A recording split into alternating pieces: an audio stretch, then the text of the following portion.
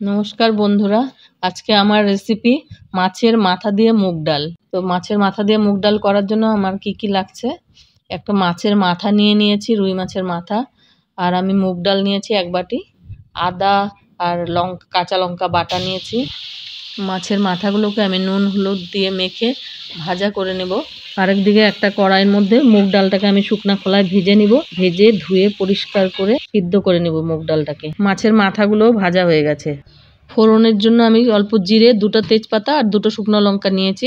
এবার আমি ডালটাকে ফোড়ন দেব।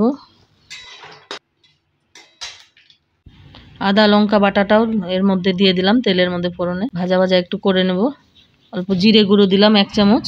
মশলাটা ভেজে নিয়ে আমি মাছের মাথাগুলো এর মধ্যে একটু ভাজা করে নিয়ে এরপরে আমি ডালটা এর মধ্যে দিয়ে দিব। ডালটা সিদ্ধ করার সময় আমি নুন আর হলুদ পরিমাণ মতন দিয়ে মিশিয়ে রেখেছিলাম।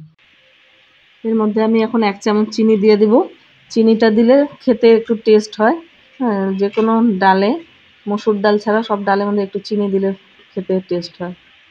ডালটাকে ভালো মতন ফুটিয়ে নিয়ে কাঁচা লঙ্কা উপর দিয়ে ছড়িয়ে দিয়ে এবার আমি নামিয়ে নেব।